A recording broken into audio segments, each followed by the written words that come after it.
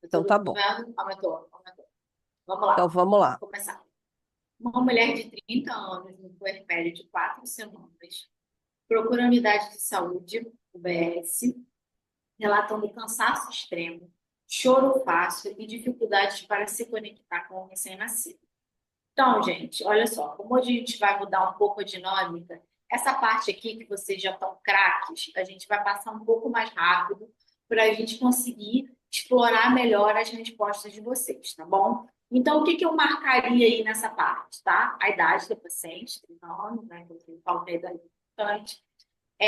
Puerpério de 4 semanas, tá? Cansaço extremo, choro fácil, dificuldades para se conectar com o recém-nascido. Bom, ela menciona sentimento de culpa e insegurança em relação aos cuidados com o bebê, além de preocupação excessiva com o bem-estar da criança. Refere que não tem apoio social adequado, pois seu parceiro viaja frequentemente a trabalho e sua família reside em outro estado. O que eu marcaria? Eu marcaria culpa e insegurança, cuidados com o bebê, né? Preocupação excessiva e não tem apoio social adequado, tá? A paciente nega episódios prévios de depressão ou outros transtornos psiquiátricos, mas relata que, desde o final da gestação, sente-se mais ansiosa e emocionalmente sobrecarregada. Não há história de abuso de substâncias. Aí eu ia botar nega depressão e transtornos psiquiátricos e, desde o final da gestação, ansiosa e emocionalmente sobrecarregada. Não há história de abuso de substância, tá? Exame físico. Pressão arterial 110 por 70, frequência cardíaca 78, IMC de 24, ausência de sinais físicos de doença orgânica. Aí eu ia puxar minha chavinha aí, sem doença orgânica. Ia botar assim, que isso que é importante para a gente ver que ela está bem fisicamente, tá? Vamos lá. O que que vocês pensam desse caso, né? O que que esse casinho pode estar falando para a gente? Vocês têm alguma ideia do que pode ser? O que que vocês acham? Só para ver se ficou o entendimento do caso, que aí a gente já vai partir para as alternativas. Depressão pós-parto. Isso aí, galera. A gente está falando de um caso típico de depressão pós-parto, tá? Que é muito comum, algumas vezes subdiagnosticado e que cada vez mais tem sido discutido sobre isso, tá? Então, vamos para as nossas perguntas. Quais critérios diagnósticos sustentam a hipótese de depressão nesta paciente? Explique como a atenção primária pode agir no rastreio da depressão pós-parto. Olha só, pessoal, a questão está pedindo duas coisas, né? Aquilo que eu sempre falo. Vamos marcar o que ele está querendo. Ele quer critério diagnóstico, que a gente tem aqui no texto, e outro, ele quer o que a atenção primária, de que forma a atenção primária pode rastrear. Ficou claro? Temos duas perguntas numa só. Vamos lá, Beth, vamos soltar aí o que alguém respondeu para a gente. Opa, É essa a resposta? isso, essa é a resposta de um dos Tá. alunos. O tempo de puerpério de 4 semanas, geralmente a depressão pós-parto ocorre entre a segunda e a quarta semana depois do nascimento. Além do mais, apresenta cansaço extremo, choro fácil, desconexão com o bebê, sentimento de culpa, insegurança, preocupação excessiva. Se sente mais ansiosa e sobrecarregada. A atenção primária pode identificar essas alterações no controle puerperal e também nos controles da puericultura, através da anamnese e observando o vínculo entre a mãe e o bebê. Então, o tempo de puerpério, ok, de 4 semanas, geralmente está dentro desse tempo, mas a depressão pós-parto, ela pode acontecer depois da quarta semana, tá? Também. Então, ter cuidado na hora de escrever isso, tá? Que geralmente, a pessoa botou ali, geralmente a depressão pós-parto ocorre entre a segunda e a quarta semana depois do nascimento, mas pode acontecer depois também. Além do mais, a presença do cansaço extremo está ótimo, choro fácil, desconexão com o bebê, sentimento de culpa e insegurança, preocupação excessiva, se sente mais ansiosa e sobrecarregada. Essa parte, tá? Ok. O que que eu mudaria? Eu colocaria assim. Primeiro eu botaria os critérios diagnósticos, eu já começaria assim, tá, gente? Os critérios diagnósticos que sustentam a depressão, a depressão pós-parto nessa paciente seria o tempo de 4 semanas pós-parto, já que a depressão pós-parto ocorre geralmente entre a segunda e a quarta semana. Esse entre a segunda e a quarta semana eu nem colocaria, tá?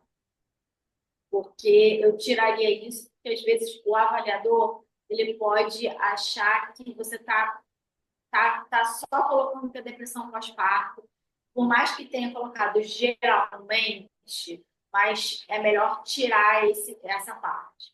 Então vamos lá. Os critérios diagnósticos que sustentam a hipótese de depressão pós-parto nessa paciente seria 4 semanas após, né, 4 semanas de puerpério, a paciente apresenta, e aí esse continuaria com tudo que a pessoa colocou, tá? Primeira parte, ok. O que eu tiraria entre a segunda e a quarta semana depois do nascimento? Tiraria isso e melhoraria em cima explicando, porque ele está perguntando, aí você já bota assim, de cara, o tempo de puerpério. Não. O que ele quer saber? Os critérios diagnósticos. Então, vamos explicar que é o critério diagnóstico, ok? Tá? E depois, explique como a atenção primária pode agir no rastreio. A atenção primária, ela pode identificar essas alterações no controle puerperal, ok. Mas nós temos artifícios, nós temos mecanismos de identificar melhor isso. O que seria? A gente tem, né? Primeiro, nessas pacientes que apresentam esse caso parecido com depressão pós-parto, nós primeiro vamos pedir uma avaliação laboratorial dessa paciente, com função tireoidiana, tá? E investigar a questão de anemia e de deficiência de algum nutriente, porque ela está no pós-parto. Pode acontecer dela ter algum problema, né, de deficiência de nutrientes. E aí a gente também pediria esses exames de rastreio. Apesar do exame físico normal, a gente pediria os exames de rastreio.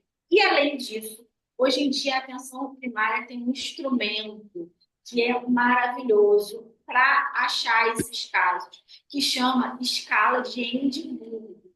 Eu não sei se vocês já escutaram falar nessa escala, mas essa escala ela consegue identificar aquela paciente que está com depressão pós-parto, tá? Ela consegue apontar, não é só identificar, é apontar melhor para a gente, por isso que ela é uma escala de rastreio. E ela também consegue relatar para a gente aquelas mulheres que precisam ser reavaliadas depois de um tempo, entendeu? Então, aí faltou essa parte da escala, faltou a parte do exame. O que o candidato falou aqui é interessante, a atenção, ela tem um controle mais próximo, sim, mas ela tem instrumentos para corrigir isso, tá bom?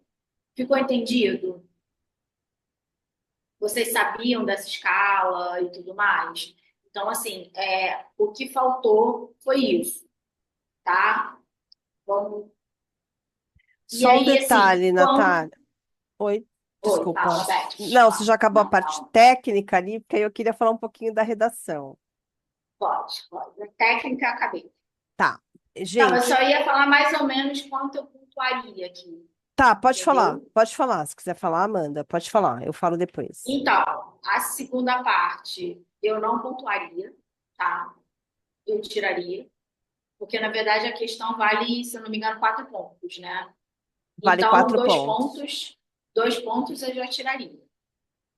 Porque a escala de rastreio de depressão pós-parto de Edimburgo, tá?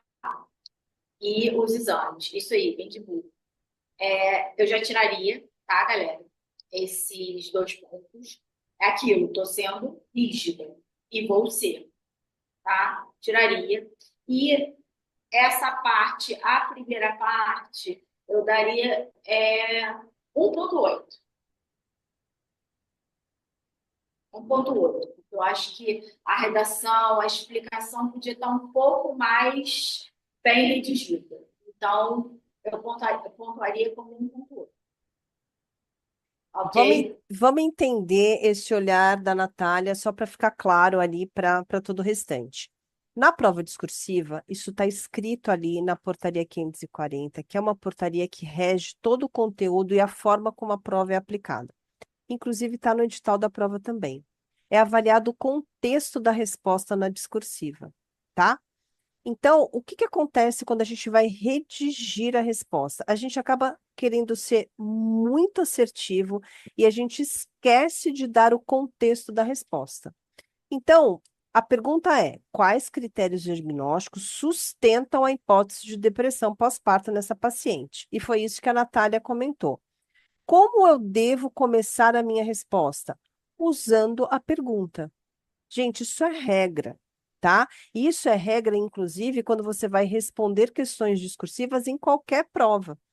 Então, critérios diagnósticos que eu tenho, que servem para depressão pós-parto são. E aí você começa a sua resposta, tá?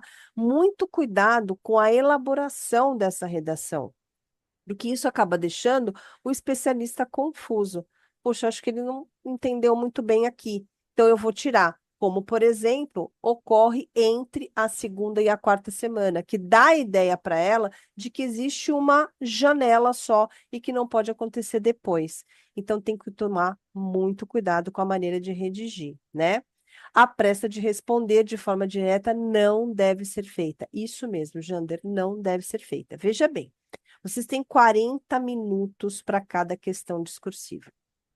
40 minutos. Tá. É tempo mais do que suficiente de vocês elaborarem uma resposta muito bem feita no nível do conhecimento de vocês, tá? E E isso, também, Beth, a gente já marcando, né, fazendo essa técnica da marcação, isso fica muito fácil. Então, ele já tem um artifício para agilizar nesse ponto do raciocínio, que aí acaba sobrando mais tempo para a redação. exatamente isso, tá? Então, como vocês têm uma folha de rascunho, nessa folha de rascunho vocês vão colocando as ideias, na hora que vocês vão colocar para a folha oficial, já pensa nessa primeira regra que eu quero que vocês guardem. Comecem sempre a resposta com a pergunta que é feita para vocês, tá? E separem a resposta. A pergunta, ela tem 2 etapas aqui. Vocês viram quais os critérios e depois explique como a atenção primária pode agir. Então, como é que deveria começar a segunda parte?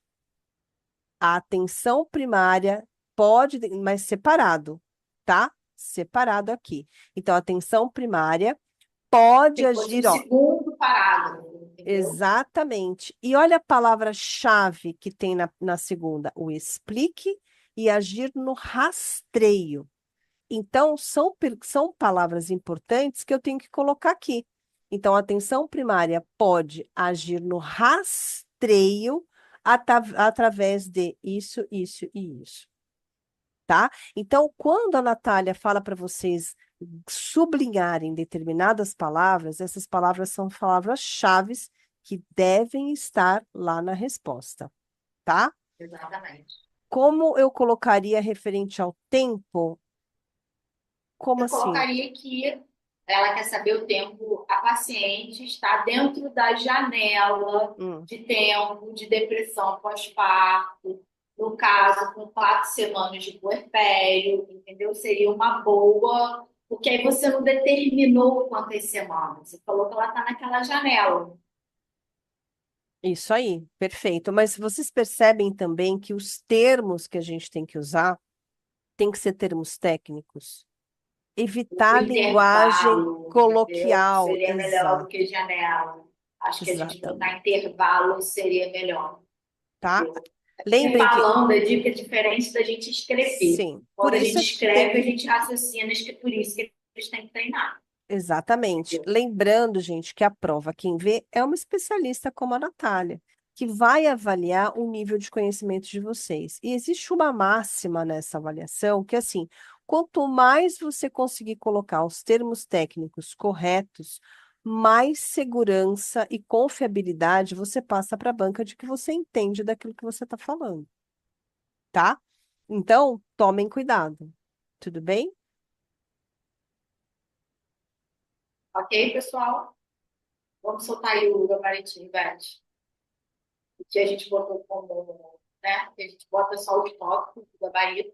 Tudo que eu falei com vocês da primeira parte da questão, a gente nem colocou o tempo maior que 2 semanas após o parto. Tá vendo? Que a gente não disse em um intervalo, tá? E aqui a questão dos exames e a escala de Edimburgo, que eu tinha comentado com vocês, tá? Que fala que uma pontuação acima de 12 identifica a maioria das pacientes, que ela tem lá várias perguntinhas, tá? E aquelas mulheres que elas vão relatar sintomas de semideação suicida ou comprometimento funcional importante, ou uma pontuação entre 5 e 9 na escala, elas devem ser avaliadas dentro de um mês. Tá bom? Vai, Diego, pode falar. Doutora, mas ali no quadro fala critérios diagnósticos que sustentam a hipótese de depressão pós-parto nesta paciente. E essa é uma Nesta definição paciente. muito técnica, nesta paciente. Ou seja, eu olho o quadro da paciente que eu tiro, que me diz que essa paciente está com depressão pós-parto. Isso que não entendo, porque Isso. aqui foi feita a definição da DSM-5 e não Então, relacionado com a paciente. nós colocamos aqui só para vocês relembrarem os critérios. Como a gente ia fazer essa correção nossa falada, né, discutida, mas a gente botou só para vocês ficarem com os critérios bem fixos na cabeça, tá? Mas é em Tá? relação à paciente. Então, o que o colega respondeu em relação à paciente está certo, tá? Que foi aquilo que a gente sublinhou lá em cima, que a resposta estava no texto. Ela estava Sim. no texto, tá bom? Ficou Então, claro?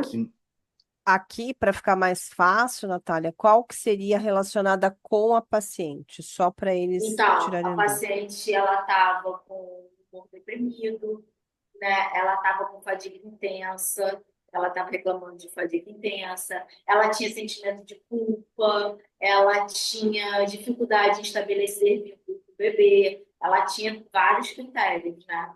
E dessa suicida ela não tinha, mas e tinha mais coisa também. Deixa eu ver o que mais que ela tinha. Espera aí Foi que eu ponho aqui, ó. basicamente isso. E o tempo de puerpério também. Tempo. Não, estou olhando aqui o que eu sublinhei, é Ah, porque eu tem aí? sublinho, Tá. Uhum, uhum. eu faço as questões aqui. Aqui, ó, gente, só para vocês verem, tá tudo A sublinhadinho, cola. né? Mas a dúvida Eu do faço. Diego, gente, é importante, né? Aquilo que a gente sempre fala para É, você olhar neste caso ou no caso em geral na no caso em situação, geral. tá? Isso, Então, a isso. única diferença aqui do gabarito que a Natália quis colocar o completo é porque a gente iria corrigir de vocês e deixar isso mais claro, mas é bem pertinente o que o Diego colocou ali. Sim, Tomar com cuidado quando é certeza. neste caso e quando é num caso exato. Tem que tomar esse cuidado aí, tá? Para vocês não É, colocarem coisas além que não está referido naquele caso em questão, tá?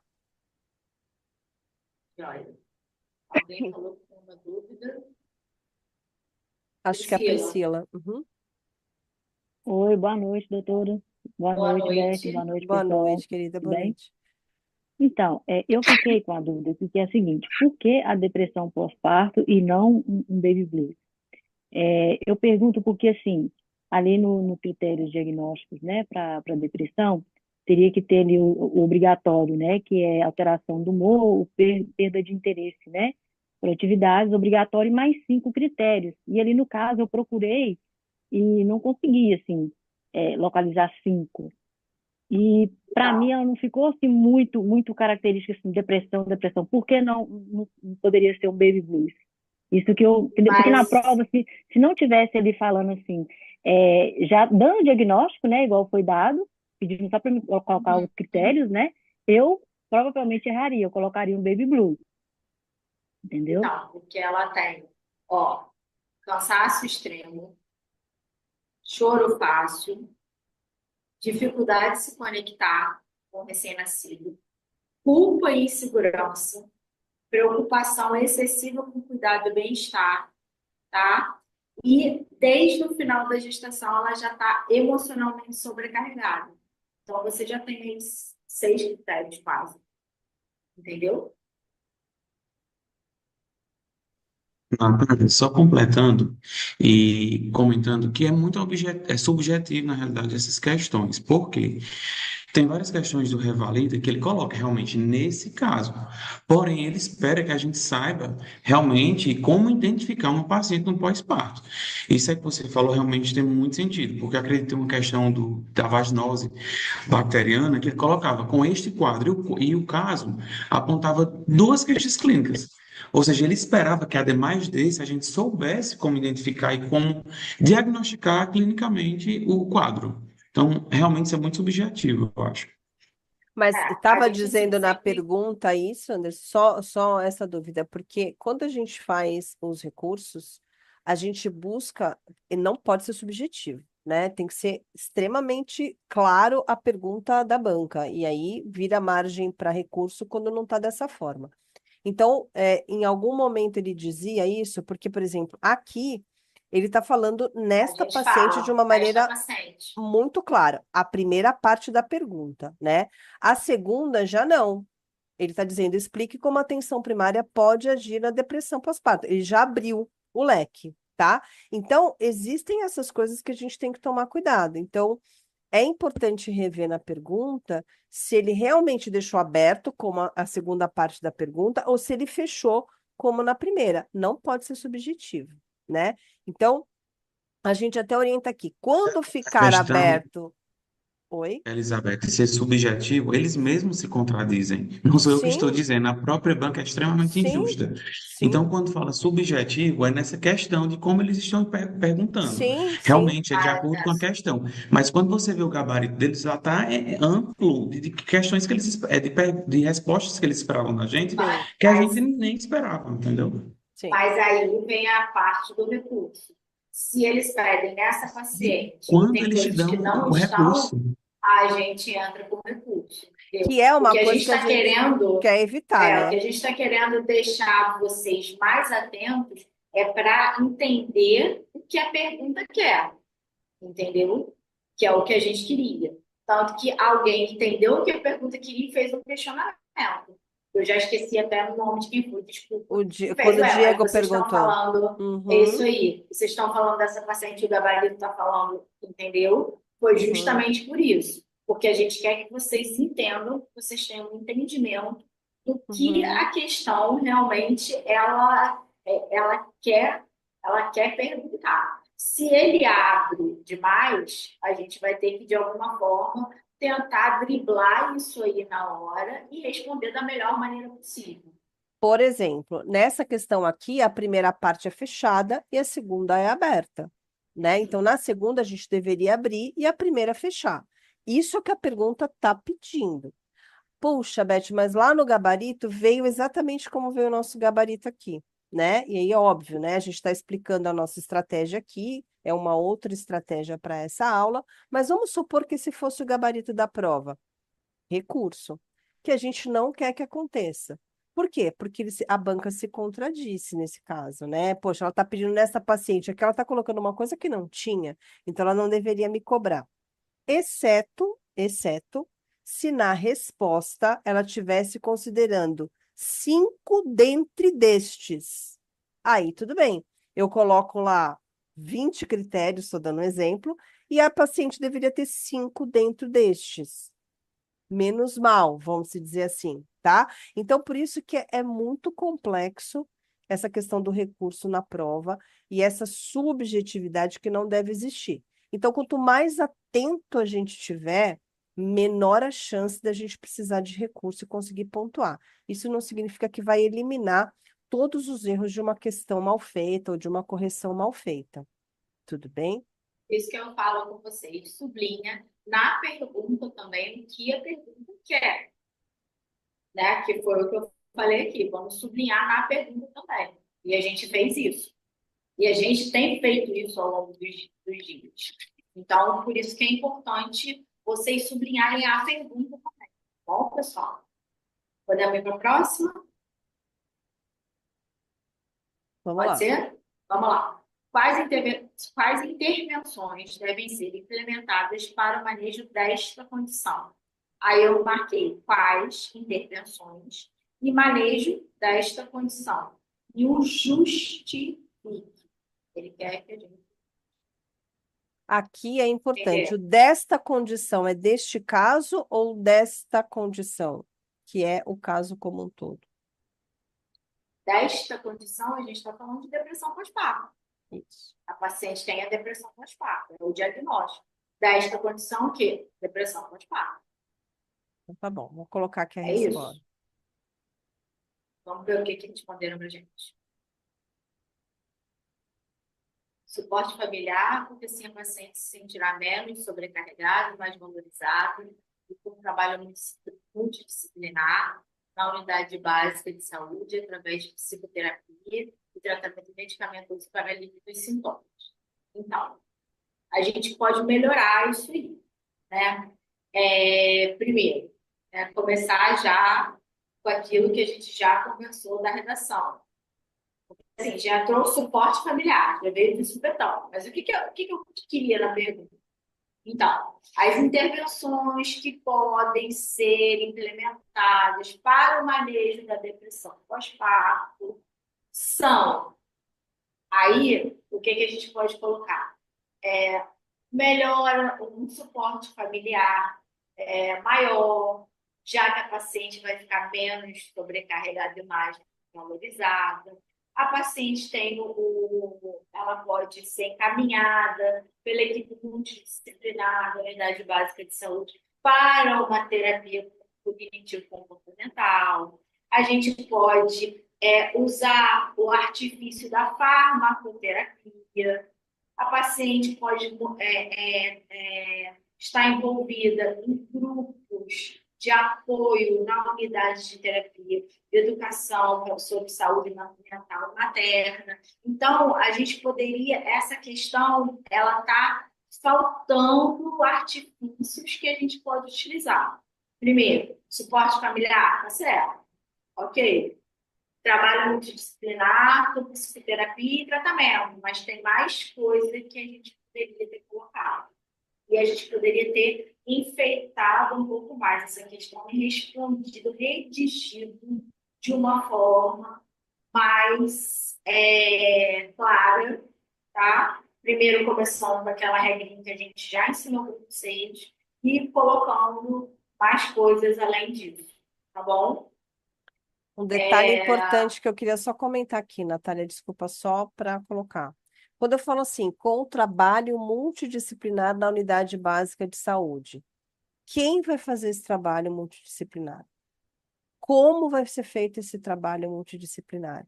Entendem que a gente não pode ser raso na resposta, porque isso dá margem de uma interpretação errônea por parte da banca, gente. Então, não se não se exponham dessa forma, vocês mesmos tirando o ponto de vocês, tá? Então, a gente precisa de um investimento maior de vocês na maneira de redigir a discursiva para garantir a pontuação, tá E é bom? uma questão que vale 4 pontos.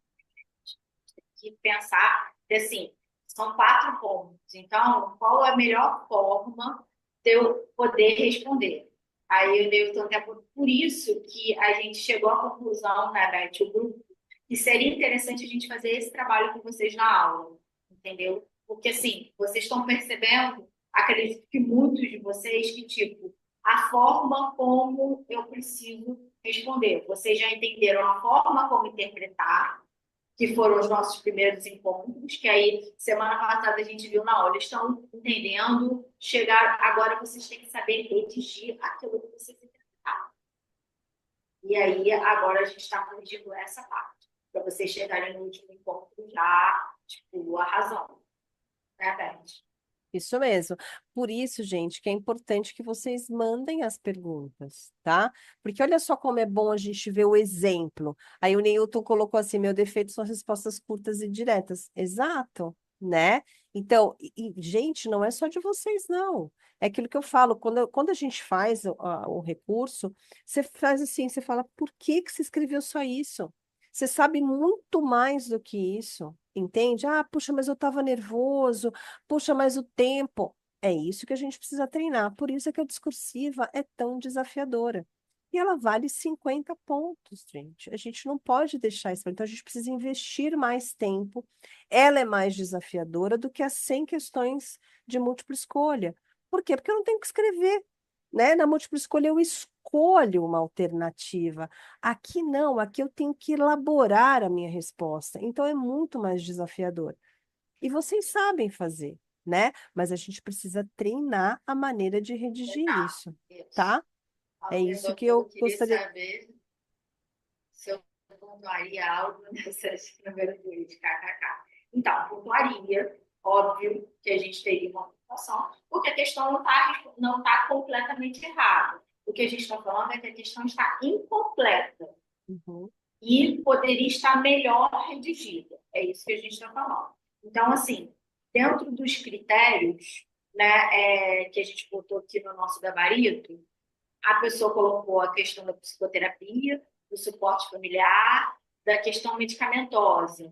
Faltou a questão do grupo de apoio, faltou explicar um pouco mais. Então, assim, eu daria mais ou menos uns 2 pontinhos, tá? Por causa dessas questões aí de melhor explicação, tá bom? Mas é Vamos aquilo lá. que eu falei, gente, eu estou sendo carrasca, tá? Vamos ver o gabarito, então.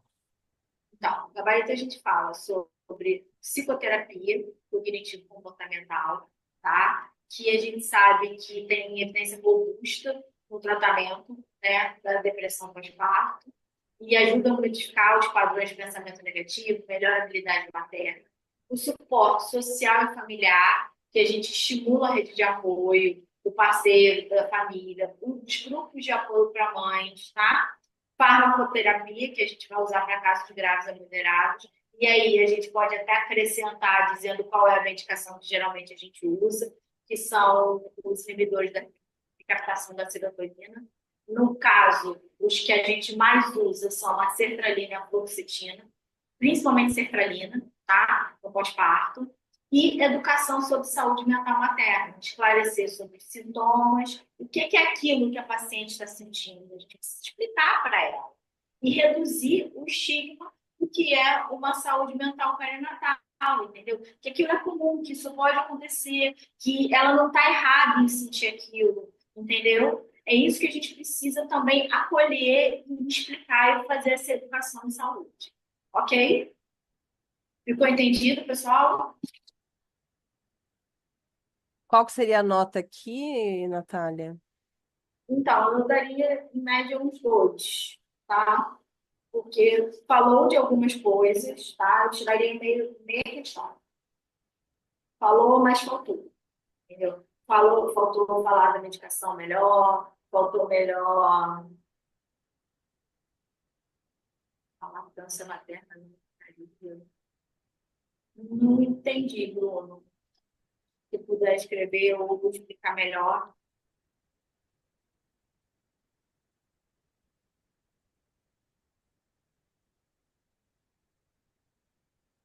Depois, se você puder explicar, Bruno, que eu não entendi direito essa questão. O meio de Como meio tratar a de tratar, tipo, a paciente amamentar, você pode incentivar a amamentação e tudo mais, mas as formas de tratamento são essas que a gente colocou aqui e que a gente está discutindo aí, tá? Pode até. E a última. Quais as estratégias preventivas, gente? Bota estratégia preventiva, marca aí, podem ser adotadas, ele quer saber no pré-natal, para reduzir o risco de depressão pós-parto. O que a gente pode fazer no pré-natal, tá? para reduzir o risco de depressão pós-parto. É isso que a questão quer. Ok? Vamos para a resposta, Beth.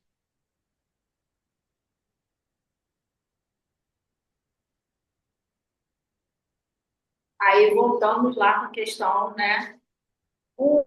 As estratégias que podem ser adotadas no pré-natal. Parece repetitivo, mas a gente precisa melhorar um pouco, porque assim, já começa a inserção do companheiro nas consultas, tá?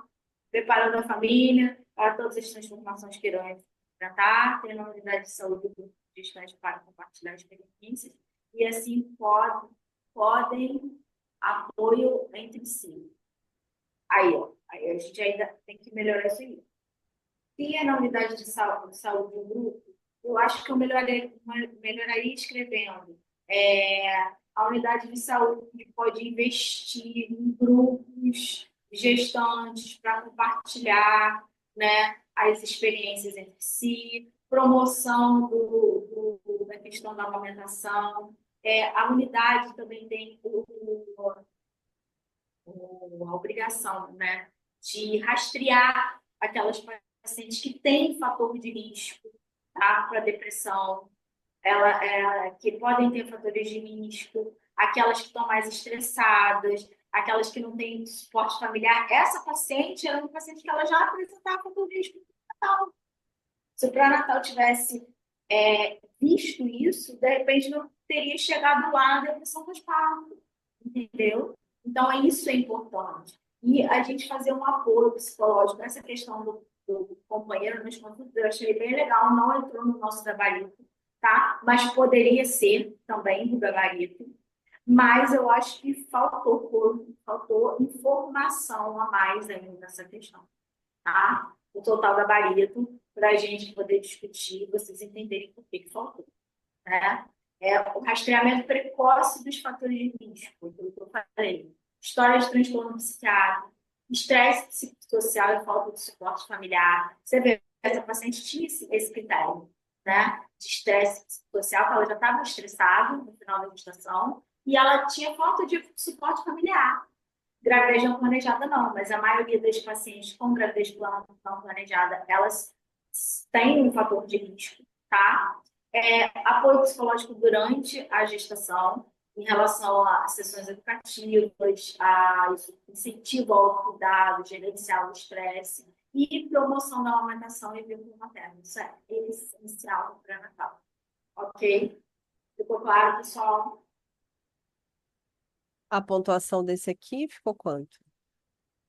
A pontuação valia 2, né? 2. Deixa eu ver. Seleção do companheiro, gostei. Preparando a família, ok. Grupo 0,7.